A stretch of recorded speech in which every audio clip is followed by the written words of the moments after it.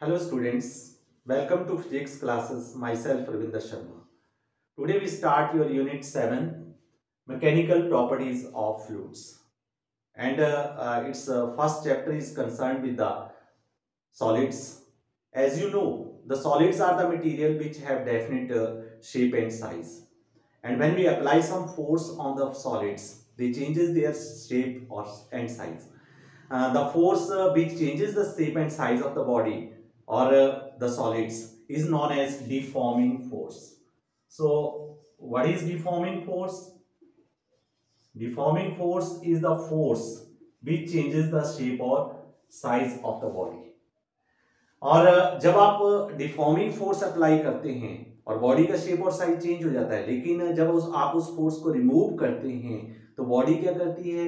Slowly regain करती है its original configuration after the removal of deforming force.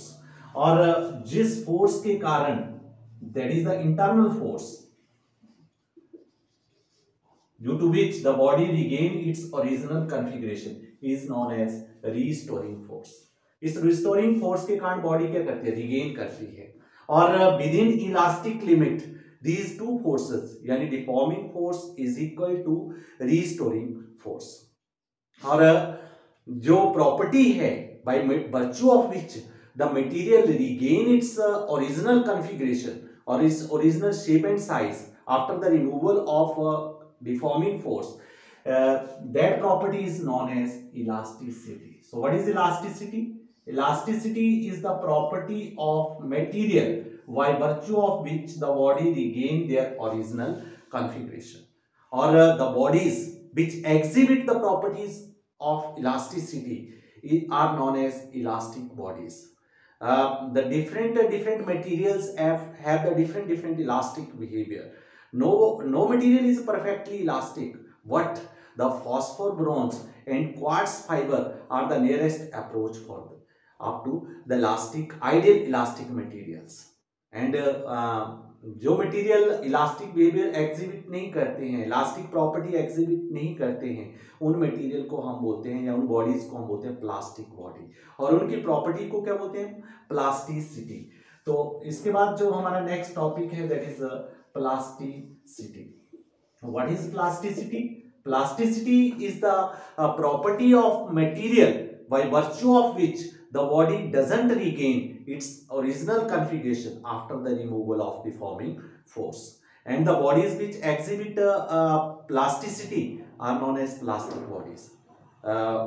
No body is perfectly plastic, but wet clay, mud, these are nearly ideal perfectly plastic materials.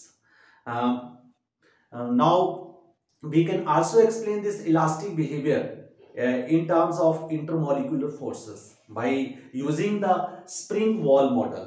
As we know, the solids are consist of array of atoms or molecules, and these atoms or molecules are attached to each other by the intermolecular forces.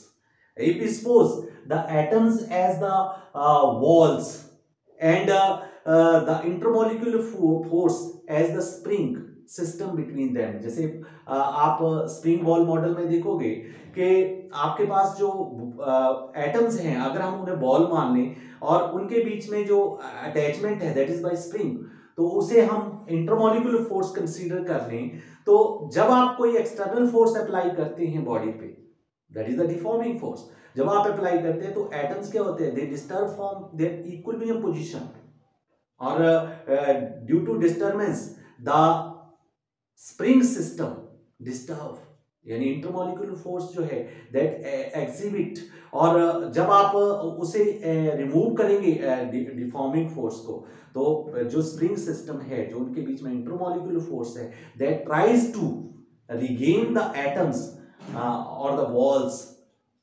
in this figure to their original state, and this model can explain the elastic behavior of the materials. Now when we explain the elasticity, then there is a change in configuration of the different shape of the bodies in different types. For example, if we have the cylindrical body or a wire, if we stretch that wire, then or compress that wire, then there is change in length. If we take a balloon, अगर हम कोई balloon लेते हैं, उसके ऊपर हम force apply करते हैं, तो जब हम बैलून के ऊपर फोर्स अप्लाई करेंगे तो वो बैलून जो है वो भी अपनी शेप को चेंज करता है। इसी तरह से अगर हमारे पास कोई बॉडी है, उसके ऊपर हम फोर्स अप्लाई करते हैं और वो बॉडी जो है वो अपनी शेप को चेंज करती है। For example, if we apply a force on a book, then there is change in the shape of the book. अब वो फोर्स हम कैसे अप्लाई कर रहे हैं, नॉर्मल फोर्स अप्लाई कर रहे हैं या फिर हम टेंजेंशियल फोर्स अप्लाई कर रहे हैं, लॉन्ग द सरफेस अप्लाई कर रहे हैं या normal to the surface apply कर रहे हैं। इसी के बेस के ऊपर हमारे पास एक और क्वांटिटी हम आती है, that is known as stress. In general what is stress? Stress is the force per unit area. Stress जो होती है वो फोर्स पर यूनिट एरिया होती है, लेकिन जब हम स्ट्रेस की बात करते हैं वो फोर्स कैसे एक्ट की है। जैसे हमारे पास स्ट्रेस की बात करेंगे तो स्ट्रेस इन जनरल होती है restoring force per unit area of the surface of body. अब आपको पता है कि within elastic limit restoring force जो है that is equal to deforming force. तो हम इसे ऐसे भी लिख देते हैं, it is also defined as the deforming force per unit area of the surface of body. But as we know the force acting on the body is of different nature. For example, if we apply the force normal to the surface, अगर आप normal to the surface apply करेंगे तो हमारे पास stress जो होगी वो normal stress आ जाएगी। अगर आप tangent to the surface apply करेंगे तो हमारे पास स्ट्रेस जो होगी वो टेंजेंशियल स्ट्रेस आ जाएगी। इसी तरह से अगर आप यूनिट की बात करेंगे तो वेरी सिंपल है, आपने पीछे भी पढ़ा है कि यूनिट हम क्या करते हैं, डिराइव करते हैं। डिराइव यूनिट पढ़ी है ना आपने, बिगिनिंग में आपको स्ट्रेस बताया होगा कि स्ट्रेस की यूनिट क्या होती है एसआई सिस्टम में। तो इस यहाँ पर हमारे पास फोर्स अपॉन एरिया है। फोर्स की एसआई यूनिट होती है न्यूटन और एरिया की होती है मीटर, तो ये मीटर स्क्वायर सॉरी, तो ये यूनिट बन जाएगी न्यूटन पर मीटर स्क्वायर। और अगर आप सीजीएस सिस्टम में बात करेंगे तो सीजीएस सिस्टम में इट बिकम्स डाइन पर सेंटीमीटर स्क्वायर। और डायमेंशनल फार्मूला, जैसे डायमेंशनल फार्मूला जो है फोर्स का आपको मालूम है ml_t-2, हम ड्राइव करेंगे, हम लिखने को डायरेक्ट भी लिख सकते हैं ml-1t-2, but you have must have the knowledge, आपको पता होना चाहिए कि निकला कैसे है। फोर्स का आपको पता है मास इनटू एक्सेलरेशन से निकलता था, मास का m, एक्सेलरेशन का l, एक्सेलरेशन की बात करें तो वेलोसिटी अपॉन टाइम करके निकलता है, वेलोसिटी की बात करें तो डिस्प्लेसमेंट अपॉन टाइम। तो इस तरह से ml_t-2 इज ऑफ फोर्स और एरिया का बनेगा l²। तो ये हमारे पास जब l इसको ये करेगा तो ये बन जाएगा ml-1t-2। This is the dimensional formula of stress. और ये जो स्ट्रेस है, जैसे मैंने आपसे भी डिस्कस किया कि stress is of two types. हमारे पास टू टाइप्स की स्ट्रेस आती है।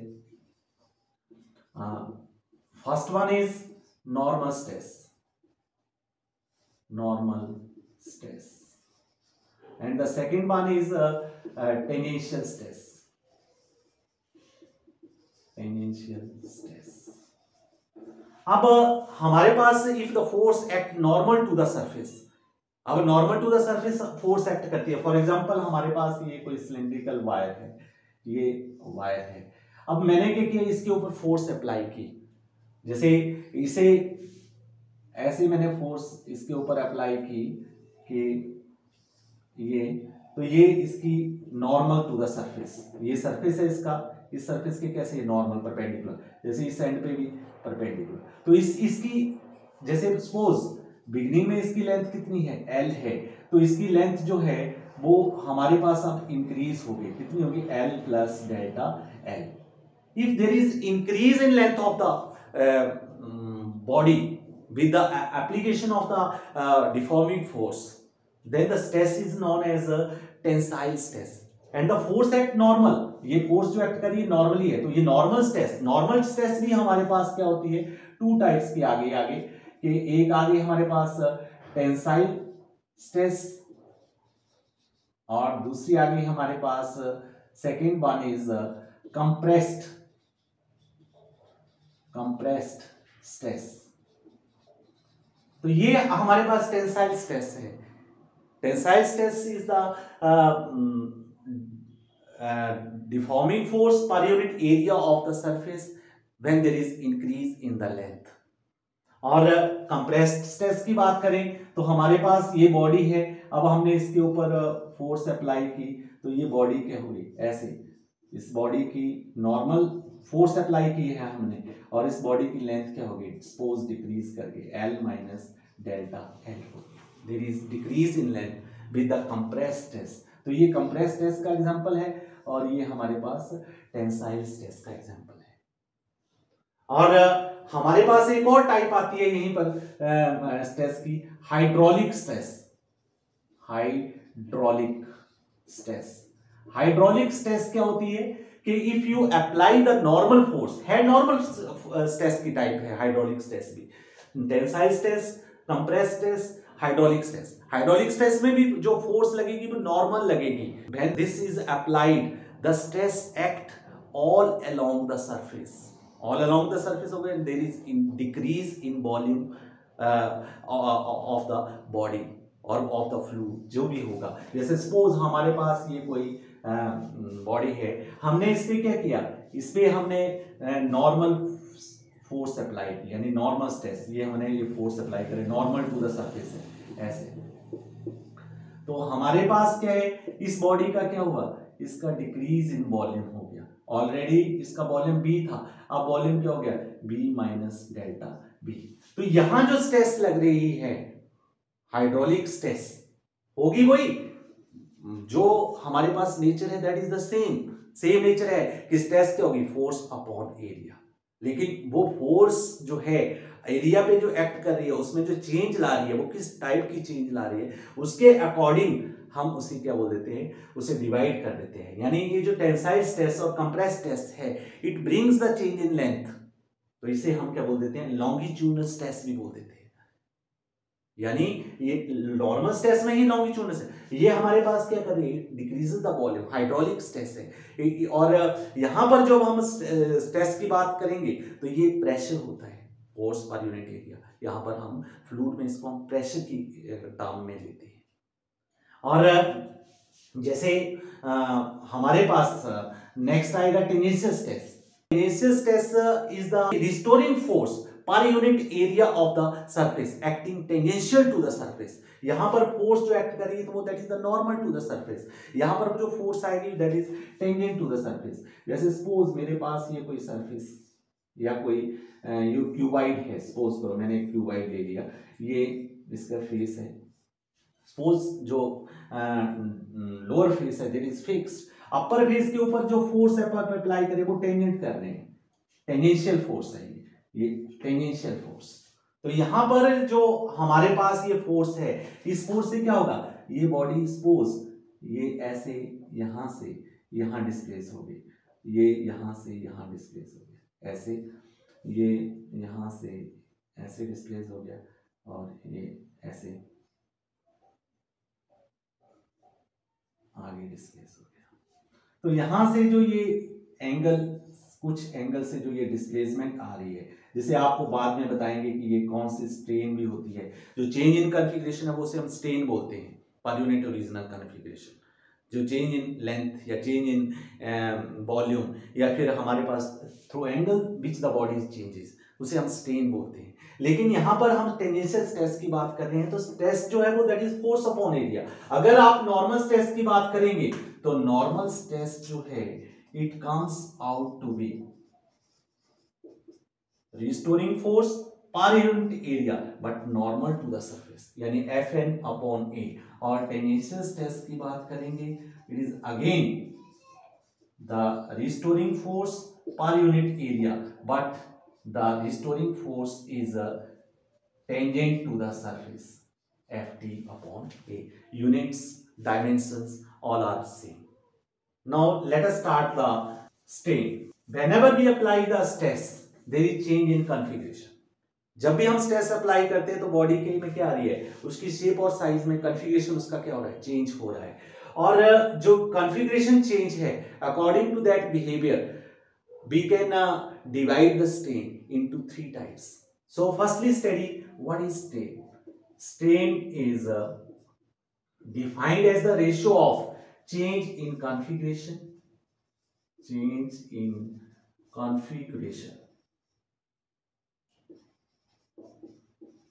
and the original configuration.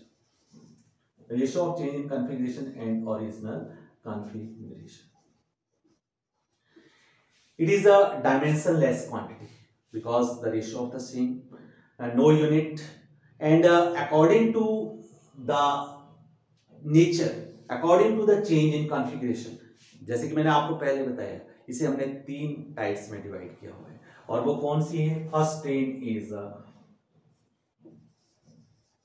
Types of strain.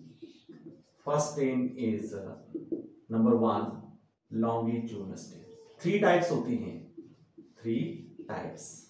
Longitudinal जिसमें लेंथ चेंज होती है, वॉल्यूमेट्रिक जिसमें वॉल्यूम चेंज होता है, और तीसरी आती है shear स्ट्रेन या टेंजेंशियल स्ट्रेन जिसमें क्या होती है? बॉडी की शेप चेंज होती है.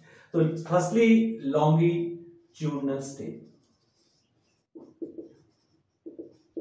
Longitudinal strain, it is defined as the ratio of change in length per unit original length. अब आपने देखा कि जैसे हम बॉडी को स्ट्रेच कर रहे हैं, या इस वायर को हम स्ट्रेच कर रहे थे, तो इस वायर की लेंथ क्या हो रही है? चेंज हो रही है, इंक्रीज कर रही है. तो इसका जो हमारे पास आएगा लॉन्गिट्यूडनल स्ट्रेन, वो क्या आएगा? Delta L. और ओरिजिनल लेंथ कितनी है? L.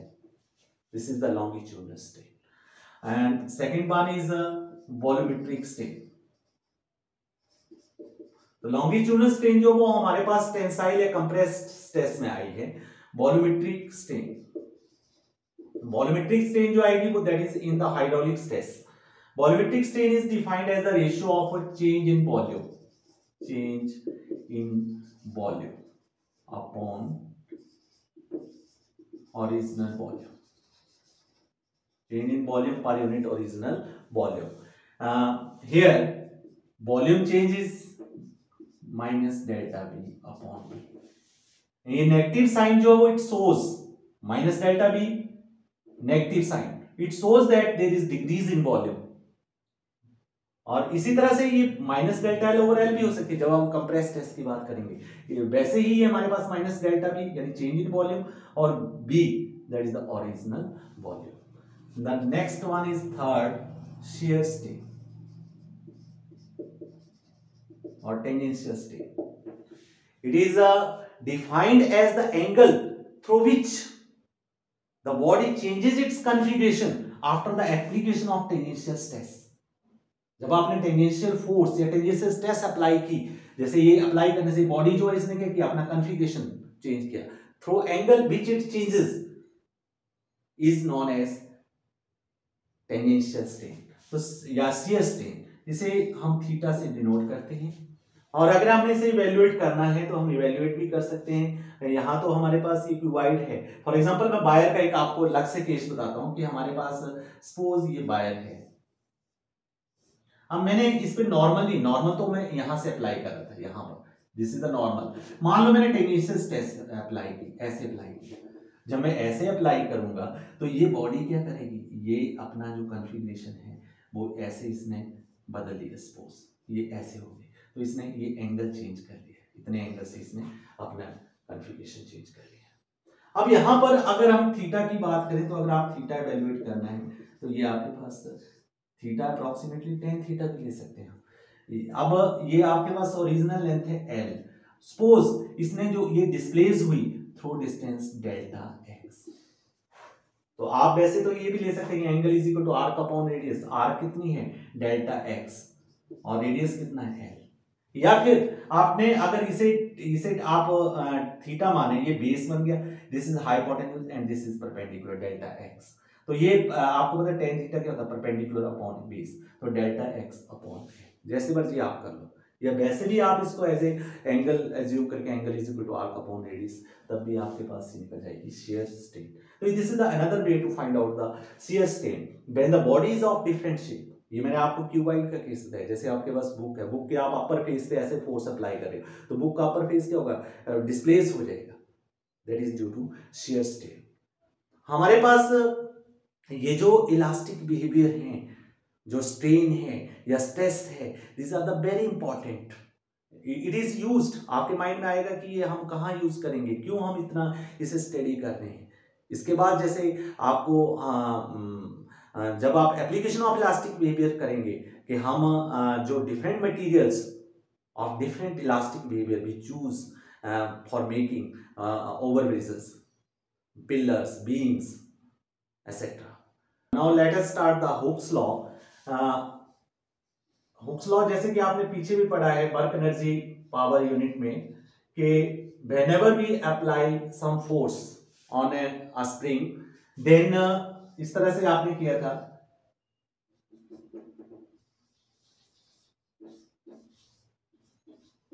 then suppose the spring is displaced from its original state through certain distance x, then there is the action of restoring force. और रिस्टोरिंग फोर्स क्या होती थी, is directly proportional to displacement and directed opposite to displacement.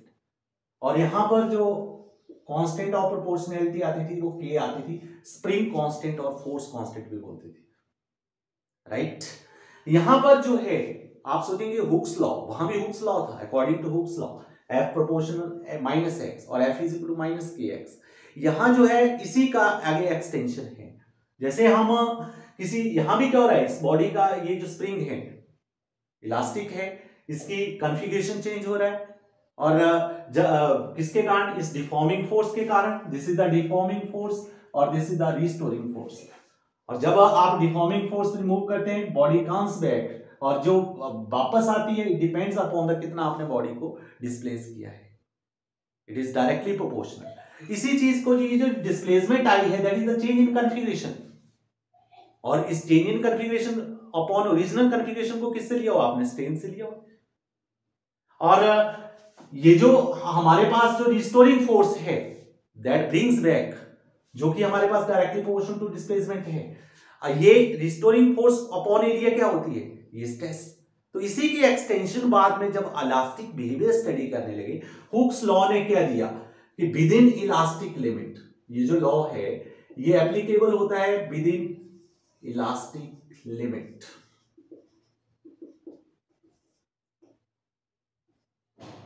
Stress is directly proportional to strain, or stress is equal to constant into strain।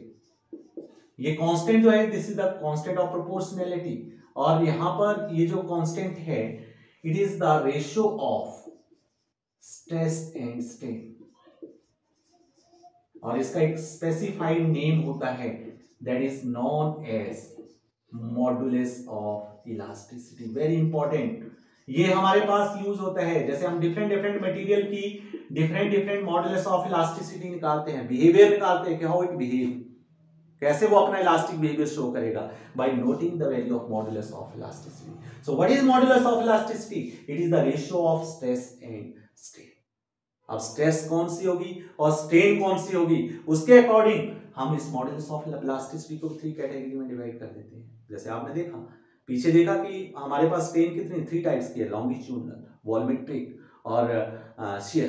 तो इसी तरह से हमारे पास longitudinal strain से जो मॉडुलस ऑफ इलास्टिसिटी बनेगी, जैसे मॉडुलस ऑफ इलास्टिसिटी की टाइप्स हम नेक्स्ट लेक्चर में करेंगे, लेकिन मैं अभी आपको बता दूं कि ये मॉडुलस ऑफ इलास्टिसिटी की फर्स्ट टाइप बन जाती है यंग्स मॉडुलस ऑफ इलास्टिसिटी।